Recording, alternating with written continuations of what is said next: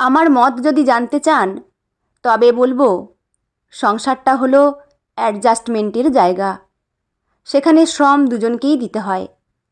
আপনি কিছুটা ছাড়বেন, কিছু আমি। ঝামেলার শুরু কোথা থেকে হয় জানেন? ওই কেউ কিছু ছাড়তে না চাওয়া থেকে। একজন একতরফা স্যাক্রিফাইস করে যাবে, আর একজন ঘুরেও তাকাবে না। এমনটা কি হয়? না হওয়া উচিত? আপনিই বলুন। জানেন তো, বাড়ির হোক বা মনের ফাটল, ছোট্ট থাকতে থাকতেই মেরামত করা উচিত। নইলে হয়তো দেখলেন আচম্বিতে কখন গোটা দেয়ালটাই ভেঙে পড়ল চোখের সামনে, অথচ আপনি বুঝতেও পারলেন না। আসলে কি জানেন, যে কোনো সম্পর্ক গড়ে ওঠার জন্য সময় আর অনুভব সমান গুরুত্বপূর্ণ। হেসে বলল গীতালি। সামনে রাখা ইনফিউশনে হালকা সিপ করল দেবতনু। আমি ম্যানার্স মেনটেন করতে ভালোবাসি, মেনটেন করিও। ইভেন নিয়মিত শরীরচর্চা করি, আর নিয়মানুবর্তিতা মেনে খাওয়া দাওয়া। দেখছেন তো আমার বাইসেপস? এর পেছনে অনেক শ্রম লাগে।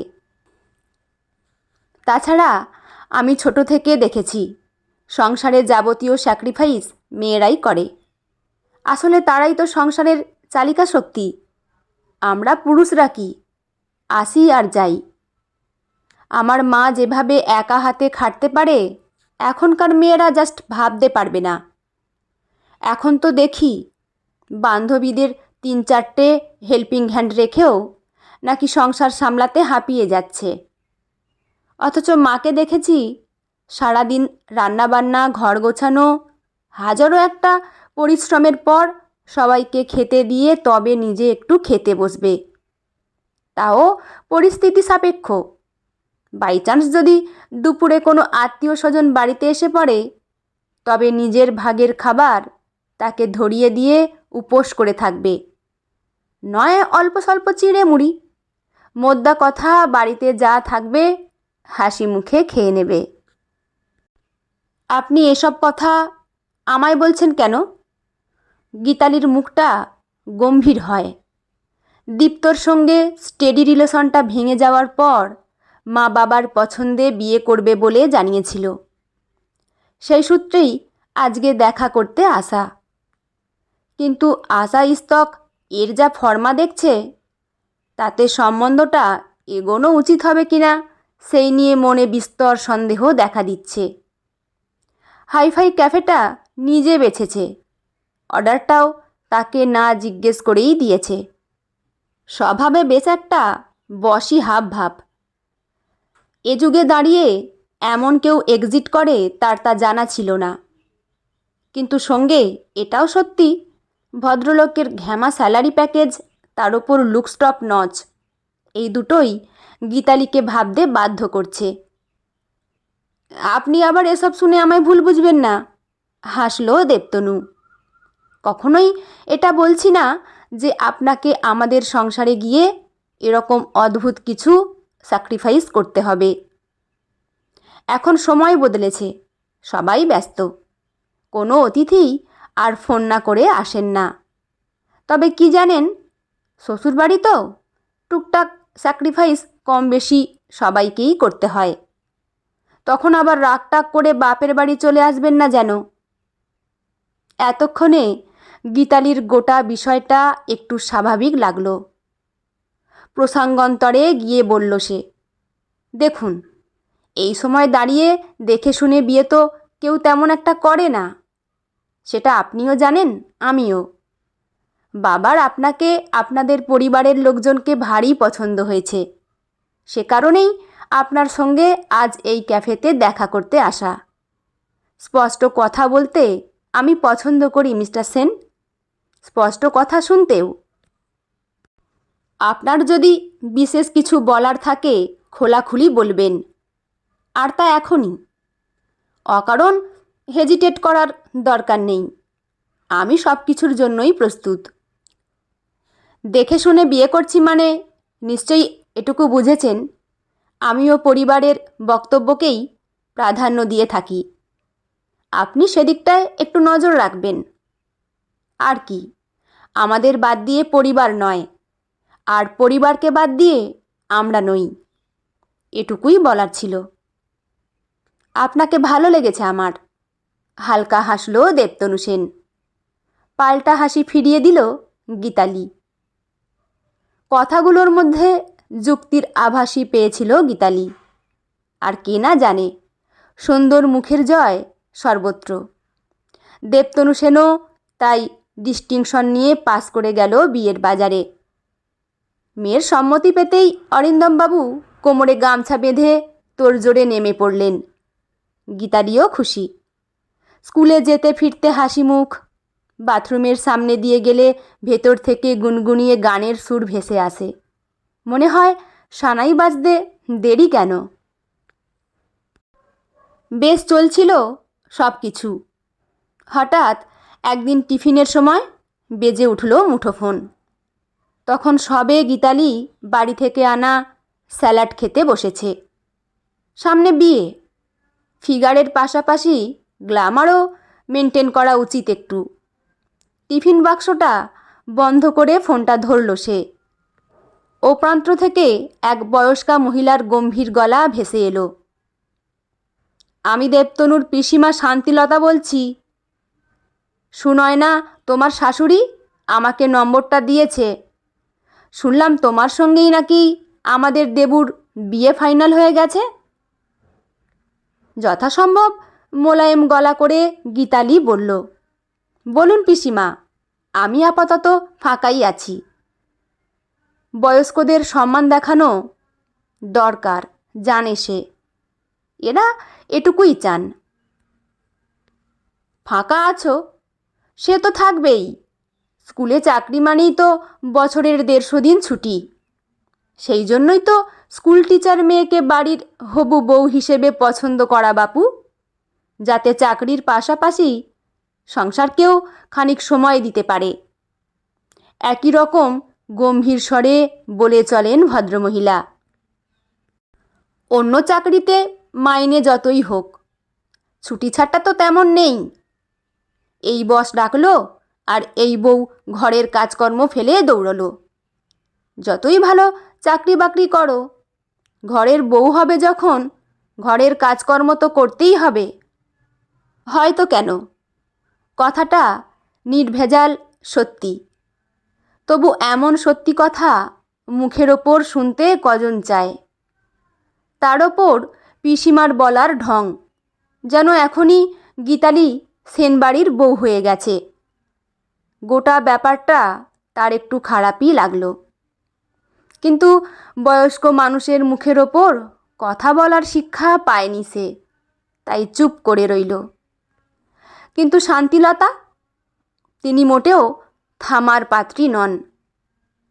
একই রকম গম্ভীর মুখে বললেন, তোমায় মুখ বইতে দেখলাম, ওই ফেসবুক না কি যেন বলো তোমরা। ছেলে দেখালো আমায়। তা রোজই প্রায় ছবি দাও বুঝি? মনে হলো একটু বেশিই খোলামেলা পোশাক পরতে ভালোবাসো। তোমার হবু শাশুড়ি সুনয়নার আবার এতটা খোলামেলা পোশাক পছন্দ নয়, আমাকে সেদিন ফোনে বলছিল। তাই বলা আর কি। যতই যাই হোক, হবু শাশুড়ি হতে চলেছি বলে কথা। এসব আমার পক্ষে গীতালিকে সরাসরি বলা একটু মুশকিল হয়ে যাচ্ছে। মেয়েটা এমনিতে খুব ভালো, কিন্তু যদি কিছু মনে করে বসে। দেখো না ঠাকুরজি, তুমি যদি একটু বুঝিয়ে বলতে পারো। কি আর বলবো তোমাদের, নতুন যুগের স্বাধীনচেতা মেয়ে তোমরা। এটুকু মনে রেখো, একটা নতুন সংসারে যাচ্ছ যখন, নিজেকেও খানিক বদলাতে হবে। এখন থেকে এই সংসারকেই তোমায় প্রাধান্য দিতে হবে। গীতালির মনে পড়ল দেবতনু একবার কথায় কথায় বলেছিল, পিসিমা বিয়ের পর থেকে মফস্বলে থাকে, মানসিকতায় মফস্বলকে লালন করে। মাঝে মধ্যে এমন কথা বলেন যে ব্যাপারটা খুবই। তাছাড়া ক্লাসেরও সময় হয়ে যাচ্ছে। সে আর কথা না বাড়িয়ে বলল, কথাগুলো আমার মনে থাকবে পিসিমা, রাখি এখন, ক্লাসে যেতে হবে। প্রতি রাতেই ফোন করে দেবতনু। আজ ফোন করতেই সে বিষয়টা নিজে থেকেই উত্থাপন করল। জানা দরকার দেবতনু কি বলতে চায়, এ বিষয়ে তার ভাবনা কি। প্রায় সঙ্গে সঙ্গেই বলে উঠল সে, পিসিমা তো ঠিকই বলেছেন, সবসময় অত খোলামেলা পোশাক পরে সোশ্যাল মিডিয়ায় আপলোড দেওয়া কি ভালো? তাছাড়া নিজে কখন কোথায় যাচ্ছ, কি খাচ্ছ, কি করছো, সে কথা সবাইকে জানানোর কি আছে? চার দেয়ালের মধ্যেও তো কিছু কথা থাকা দরকার। হয়তো কথাটা ভুল নয়, কিন্তু খোলামেলা পোশাক, ব্যাপারটা ঠিক মানতে পারে না গীতালি। সব ধরনের পোশাকে সাজাতে চায় সে, কিন্তু সেটা কখনোই শালীনতার সীমা অতিক্রম করে নয়। সামান্য রাগত স্বরে গীতালি বলেছিল, পোশাক অবশ্যই পরি, তা মোটেই শালীনতার সীমা অতিক্রম করে নয়। এই নিয়ে ভবিষ্যতে কোনো রকম আর্গুমেন্ট চাই না। আসলে আমার বহু আত্মীয় স্বজন, বন্ধু বান্ধব সবাই সোশ্যাল মিডিয়ায় ছড়িয়ে ছিটিয়ে আছে, কাজেই যোগাযোগ যেটুকু সব ওভাবেই হয়। সবাই ব্যস্ত, তাই যেটুকু মেসেজেই। তাছাড়া আমারও খুব একটা মন্দ লাগে না সোশ্যাল মিডিয়ায় সময় কাটাতে। স্রোতে গা ভাসানোর মধ্যেও একটা অন্যরকম মজা আছে। ঠিক আছে, আপনি যখন চাইছেন, ব্যাপারটা আমি ভেবে দেখব। ব্যাপারটা ওখানেই থেমে গিয়েছিল। গীতালিও আর এ নিয়ে মাথা ঘামায়নি। কেনাকাটা, খাওয়া দাওয়া, গল্পগুজব চলছিল জমিয়ে। এর মধ্যে একদিন দুজনে মিলে পছন্দ করে কার্ড ছাপতে দিয়ে এলো। বিয়ের দিন 7 বাকি মাত্র। হঠাৎ এক ছুটির সন্ধেবেলা অরিন্দমবাবু যখন অনেক কষ্টে সময় বের করে যখন মেয়ের সঙ্গে খানিক আড্ডা দিতে ব্যস্ত, পকোড়া, কাটলেট, কফির সঙ্গে নানা কথা, আড্ডা চলছে জমিয়ে, ঠিক তখনই বাড়ির হবু জামাই দেবতনু গীতালিকে ফোন করে বসল। ও প্রান্ত থেকে দেবতনু বলে উঠল, আজ তো ছুটির দিন, চলো না দুজনে মিলে একটু সিনেমা দেখে আসি। এই প্রাইভেট কোম্পানিতে চাকরির জন্য উইকডেজে কোথাও যাওয়া হয়ে ওঠে না। আজ একসঙ্গে একটু ঘোরাও হবে, মুভি দেখাও হবে, রাতে ডিনার করে বাড়িতে ড্রপ করে দিয়ে যাব। নরম স্বরে বলল গীতালি, আসলে আজ একটু বাবার সঙ্গে বসে গল্প করছিলাম, এরপর তো ও বাড়িতে চলে যাব।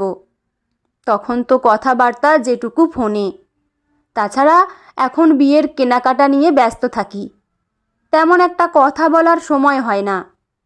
স্কুল থেকে ফিরে বাবার নাগাল পাওয়া মুশকিল হয়।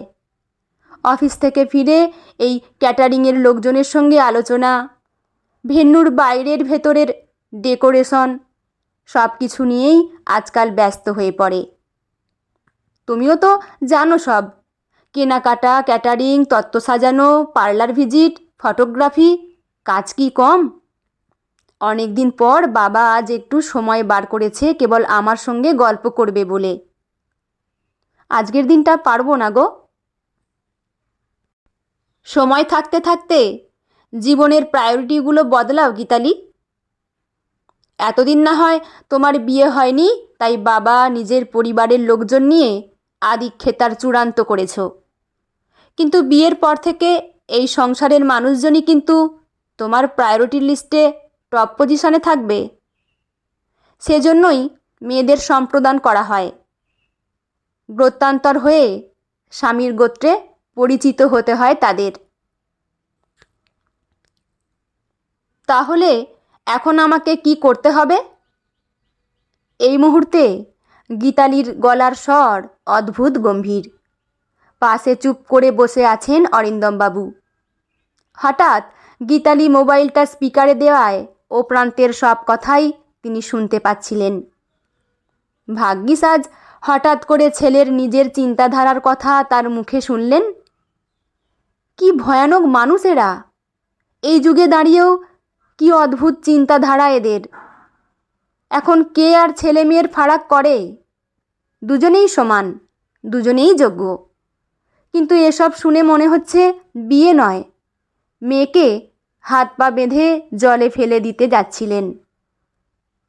মুভি যাবে আমার সঙ্গে? আবার কি? আমার ইচ্ছে হয়েছে, এটাই কি তোমার জন্য বড় ব্যাপার নয়? তোমার কি উচিত নয় আমার কথাকে প্রাধান্য দেয়া? ও প্রান্ত থেকে বলে উঠল দেবতনু। আমার ইচ্ছে অনিচ্ছেরও একটা ব্যাপার রয়েছে মিস্টার সেন, কেটে কেটে বলল গীতালি। ততক্ষণে বাবার দিকে তাকিয়ে নিয়েছে সে। সেই মুখে সসম্মিত প্রশ্রয়। আজ আমার মুভি দেখতে ইচ্ছে করছে না। তাছাড়া শুধু আজ কেন, আর কোনো দিনই আপনার সঙ্গে মুভি দেখার কোনো বাসনা আমার নেই। কোন মধ্যযুগীয় মানসিকতা আগলে বেঁচে আছেন? সম্প্রদান, গোত্রান্তর এসব কেবল রিচুয়ালের নামে বেঁচে আছে, বাস্তবে কেউ মানে না। ওসবের আর কোনো অস্তিত্ব নেই। সময়ের সঙ্গে সঙ্গে পরিস্থিতি বদলায়, বদলায় সমাজের নিয়ম। আমার প্রায়োরিটির লিস্টে কে কখন আগে থাকবে সিদ্ধান্ত আমিই নেব। তুমি কিন্তু এবার আমায় অপমান করছো গীতালি। এমন করলে কিন্তু তোমার বাবার সঙ্গে আমায় নতুন করে কথা বলতে বসতে হবে। সামনেই বসে আছি দেবতনু, তোমার যা বলার আমাকে বলতে পারো। তবে তার আগে বরং আমিই কয়েকটা কথা বলি, তুমি মন দিয়ে শোনো। হবু বেয়ানকে জানিয়ে দিও, তোমার মতো দামি সুপাত্রের সঙ্গে দুর্ভাগ্যবশত আমাদের একমাত্র মেয়ের বিয়ে দিতে পারছি না। পড়াশোনা শিখিয়ে মেয়েকে শিক্ষিত যোগ্য আমিই বানিয়েছি, যাতে ঠিককে ঠিক, ভুলকে ভুল বলতে তার মনে কোনো দ্বিধা না থাকে। শুধু তাই নয়, নিজের পায়ে দাঁড়াতে বলেছি, যাতে নিজের প্রায়োরিটি সে নিজেই ঠিক করতে পারে। কাউকে বিয়ে করছে বলে সে সবসময় তার হ্যাঁতে হ্যাঁ নাতে না মেলাবে, এমনটা গীতালি পারবে না। সেই দম দেয়া কলের পুতুলটি নয়। তোমার কথা শুনে যা বুঝলাম, তেমন বই তোমার প্রয়োজন। সুতোর টানে নাচা পুতুল ভবিষ্যতে অনেক পাবে। পাশে থাকার জন্য তেমন কাউকে খুঁজে নিও। আজ বুঝলাম কেবল চাকরি নয়, পারিবারিক শিক্ষা দীক্ষাও দেখা দরকার। রাখি এখন, ভালো থেকো। ভাগ্যিস আগেই সব জানলাম, নইলে সংসার করতে গিয়ে আমার ছোট্ট মেয়েটাকে কত কষ্টই না সহ্য করতে হতো। ফোন রাখতেই বাবাকে জড়িয়ে ধরল গীতালি। টেবিলে থাকা সুদৃশ্য হাঁড়ি থেকে একটা রসগোল্লা তুলে বাবার মুখে ঢুকিয়ে দিল আদর করে। থ্যাংক ইউ বাপি, তুলতুলে রসগোল্লার মতোই মিষ্টি তুমি। বন্ধুরা, গল্পটি এখানেই সমাপ্ত। আপনাদের কেমন লাগলো অবশ্যই কমেন্ট করে জানাবেন। আর চ্যানেলে নতুন বন্ধু হয়ে থাকলে চ্যানেলটি সাবস্ক্রাইব করে পাশে থাকবেন। লেখা মন কেমনের ডাকবাক্স অনিন্দিতা, পাঠে আমি রিমি। দেখা হচ্ছে পরের কোনো গল্প নিয়ে। ভালো থাকবেন সবাই, ধন্যবাদ।